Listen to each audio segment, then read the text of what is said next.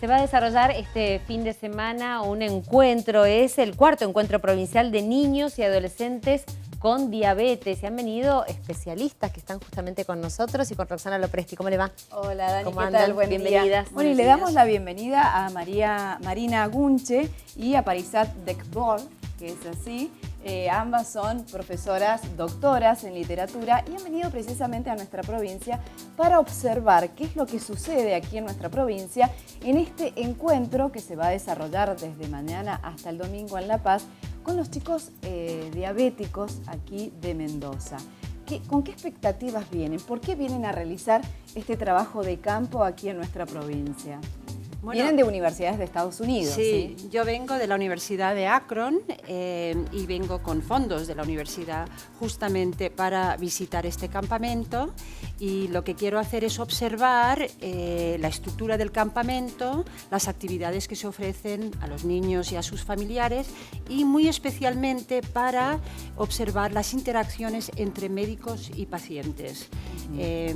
La idea es poder incorporar información lingüística y cultural a unos programas que tenemos en la universidad, que son programas guiados a los especialistas de salud, o sea, español con fines y propósitos médicos. Porque ocurre en la sociedad hispana de Estados Unidos algo muy especial con respecto a esto, porque no se pueden comunicar. Exactamente, o sea, digamos, la presencia hispana ha aumentado en la última década. De hecho, los hispanos ahora representan el grupo minoritario más grande en los Estados Unidos. Y lo que ocurre es que cuando estos pacientes que no hablan inglés van a los hospitales para recibir cuidado médico, los profesionales, desde la recepcionista que los recibe a la entrada del hospital hasta los médicos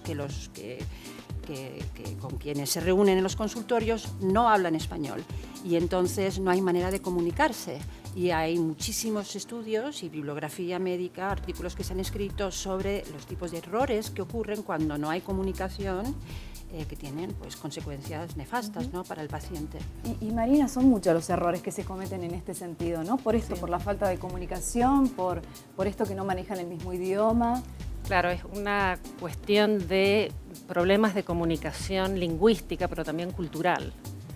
Y entonces hay una gran demanda que cada vez es mayor en los hospitales o sanatorios de personal, médicos, enfermeros que puedan comunicarse, no solo lingüísticamente, sino culturalmente con los pacientes. Y ahora con este gobierno, las políticas implementadas en Estados Unidos no estarían ayudando mucho a los hispanos tampoco. No, pero la presencia hispana en Estados Unidos es indetenible, es creciente, y el apoyo de nuestras universidades es muy importante, y el interés de todas las universidades en Estados Unidos. Ustedes van a hacer este trabajo de campo aquí en nuestra provincia, en La Paz, y cuéntanos de qué forma se va a desarrollar, qué es lo que tienen pensado hacer. Bueno, la idea es, como te iba diciendo, yo quiero incorporar lo que yo pueda ver, o sea, las interacciones lingüísticas y culturales que se den, los diálogos, las conversaciones, grabarlas y incorporarlas a mi currículum para que los médicos, yo enseño en un hospital, y estos profesionales no hablan español. Entonces, lo que aprenden a hacer en mis clases es justamente adquirir proficiencia oral mediante comunicaciones. O sea, tengo 2 estudiantes que hacen una simulación. Paciente diabético, médico, salúdense, háblense, explique sus síntomas, etc. Entonces, el poder tener una grabación, por ejemplo, de un contexto real de un niño diabético en Argentina que pueda hablar y comunicarse con su médico es muy valioso para estos... Y esta experiencia se va a trasladar a un caso específico, por ejemplo, allá en Estados Unidos, en este lugar. Y además el hospital donde enseño va a tener un congreso este otoño que justamente es sobre campamentos diabéticos en los Estados Unidos, y también me parece que tienen una sucursal, una clínica en la República Dominicana que se acaba de abrir con la Fundación una fundación especial, y yo voy a presentar el modelo argentino. O sea, ellos quieren, por ejemplo, en una de las pocas cosas que sé del campamento americano, la familia no se invita. O sea, por ejemplo, que es muy típico eso, digamos, hay siempre una separación entre la familia y los niños. Lo que hacen es, los padres acompañan al niño al campamento y se van a sus trabajos. De los padres. Claro, ¿no? y entonces necesitan el apoyo de la Claro. familia para las comidas, para la organización de todo. Entonces, poder presentar, esto es una de las cosas que yo ya sin haber asistido al campamento veo que va a ser una diferencia enorme, ¿no? Me imagino yo que cuando diagnostican diabetes tipo 2 a un niño debe ser toda una sorpresa para la familia porque no debe tener por ahí mucha idea de lo que ha provocado con los hábitos, ¿no? Sin querer. ¿Hay, digamos, en el mundo, en algún lugar donde ustedes trabajan, algún protocolo que los médicos deban seguir para estar atentos a esta situación como prevención y que no se implemente en Latinoamérica?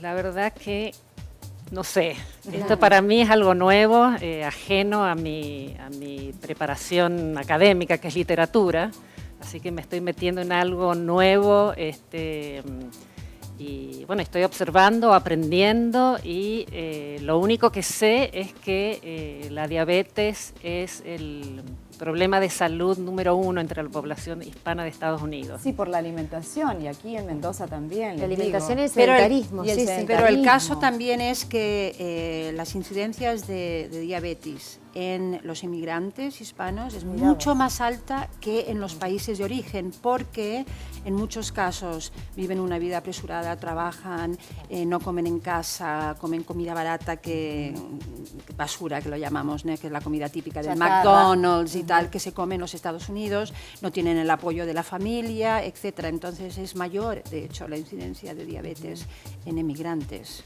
residentes en los Estados Unidos. Y nos imaginamos que esta situación sucede también con otras enfermedades, este contacto del médico y el hispano que no manejan el mismo idioma. Digo, ¿en qué otras enfermedades ustedes han observado? Si bien ustedes se dedican a diabetes, ¿sí? Sí. Pero ¿en qué otras enfermedades se puede dar esto? Bueno, en hipertensión, en problemas de corazón, enfermedades cardíacas. Y también en lo que se refiere a enfermedades mentales, a Mirá nivel psicoanalítico, psiquiátrico.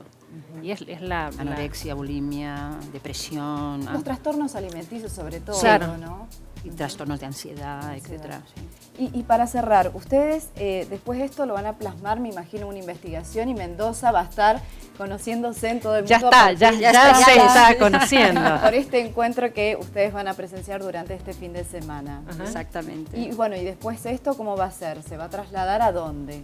Digo, en un libro de... Bueno, yo de hecho tengo un manuscrito, estoy trabajando en un libro que se usará en mi institución, que es University of Akron, la Universidad de Akron, y bueno, espero poder incorporar algo que haya grabado también de Mendoza y del campamento. Muchas expectativas. ¿Qué se dice de acá de Mendoza, por ejemplo? No mucho. Vienen como a sorprenderse, Sí. diríamos. Lo que se sabe de Mendoza, claro, es el vino. Claro, sí, pero ustedes ahora vienen a otra cosa. venimos a Exactamente. conocer. Vamos Hacer a trabajo llevar de a campo. otro nivel, a un Bien. nivel intelectual y académico. Bueno, Muchísimas mucha gracias. suerte. Y tengo que Gracias. decirles, Dani, que este encuentro que se va a desarrollar este fin de semana está organizado por ANADIN, que es la Asociación de Niños y Adolescentes con Diabetes en Mendoza, y que participa permanentemente en la Fundación de Todo Corazón. Muchísimas gracias y mucho éxito. Muchas Muchísimas gracias a investigación, ustedes. Muy amable. Bueno, gracias, Roxy. suerte.